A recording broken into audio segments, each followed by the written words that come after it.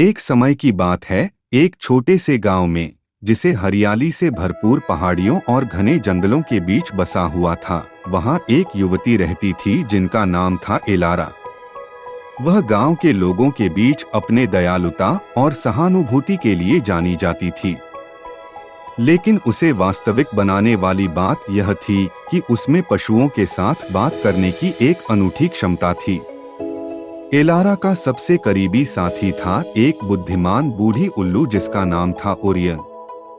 हर शाम वह गांव के सबसे ऊंचे ओक पेड़ पर चढ़कर बैठ जाती थी, जहां ओरियन बैठा होता, और वे उस दिन की घटनाओं, उम्मीदों और सपनों के बारे में बातचीत करती थीं।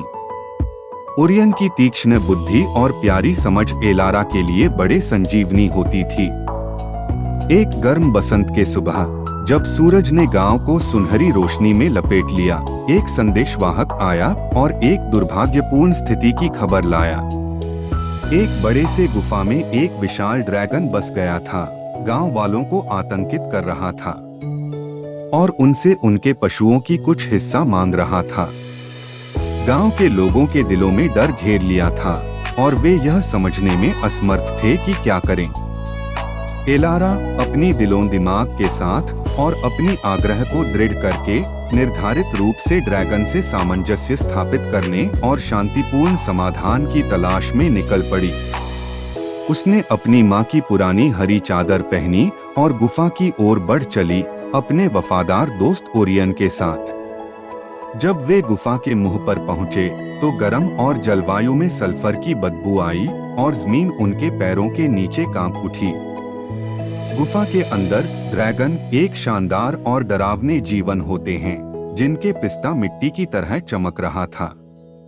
उसकी आंखें मोती के साथ चमकते हुए एलारा पर टिकी रहीं। जब वह अंदर घुसी, वह एक गहरी सांस ली और आगे बढ़ गई। उसका दिल तेज धड़कने लगा। महान ड्रैगन एलारा शुरू हुई। उसकी आवाज दृढ़ थी, लेकिन गर्मी से भरी हुई थी। मैं शांति के साथ आई हूँ।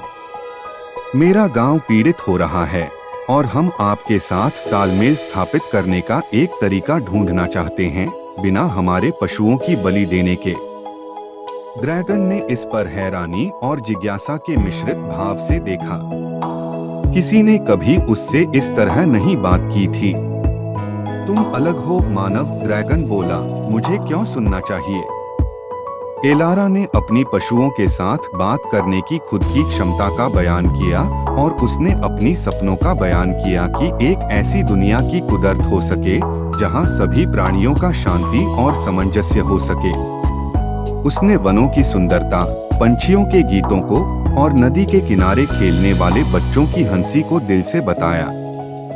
ड्रैगन ने ध्यानपूर्वक सुना। उसके शब्दों से उसका दिल छू गया। लंबी चर्चा के बाद ड्रैगन ने एक संघर्ष में सहमति दी।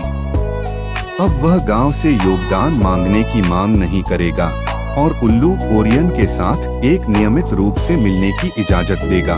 गुफा के अंदर की दुनिया की कहानियां साझा करेगा। जैसे जैसे दिन रात में बदलते गए, ड्रैगन और एलारा की दोस्ती गहरी हुई और वे अप्रत्याशित साथी बन गए। उनकी तारीफ के रूप में एलारा की सफलता की खबर गांव के हर व्यक्ति तक पहुंची और उसे एक वीर के रूप में माना गया। गांव ने उसके बहादुरी की तारीफ की और सांस और उसके पशुओं के साथ एक नए तरीके से रिश्तों को मजबूत किया। जब ड्रैगन अब और संवाद नहीं कर रहा था, तो गांव फली और वनस्पति के साथ बढ़ गया और उनका संबंध गहरा हो गया। एलारा ने अपनी दिनचर्या में ओरियन के साथ नीचे वृक्ष के नीचे मिलने का सिलसिला जारी रखा। एक दिन एक दूर किंगडम से एक संदेश पहुंचा। उन्होंने एलारा की अद्वितीय क्षमता की खबर सुनी थी और उनसे अपनी समस्या का हल निकालने के लिए मदद मांगी। उनके देश में एक बार हरियाली से भरपूर वन सूख गया था और जानवर गायब हो रहे थे। अपने संवादों में उनकी खोजों और एक नई दोस्ती के खुशी के साथ एलारा ओरियन के साथ एक नई यात्रा पर निकली, अपनी क्षमता को उनकी आवश्यकता के लिए प्रदान करने। विदेशी किंगडम में उसने एक बड़ी जोरदार रानी से मुलाकात की जिन्होंने ईर्ष्या के कारण देश और उसके जीवों पर शाप दिया था। उसकी बुद्धि, दया और ओरियन की मदद से एलारा ने रानी के साथ आत्मसमर्पण और सहानुभूति के खिलवाड़े में भाग लिया। आखिर में रानी ने एलारा के दिल की पवित्रता से प्रभावित हो गई और उसने शाप को हटा दिया, वन को उसके पूर्व गौरव में पुनर्स्थापित कर दिया। एलारा की ताकती हिरासत और प्राकृतिक दुनिया के सभी जगह से फैल गई। वह दूर दूर के देशों में जाकर मानवों और प्राणियों के बीच के संघर्षों को सुलझाने में मदद करती रही और जहां भी जाती वह नियमित के रूप में प्राकृतिक दुनिया को ठीक कर देती थी। और उनके शांति के लम्हों में सूरज के होराहट नीचे की ओर गिरते हुए वे हैरान हो जाते थे कि एक दुनिया की खूबसूरती है जहां दयालुता और सहानुभूति किसी भी सबसे असंभाव दोस्त के बीच के दूरियों को पार कर सकती है।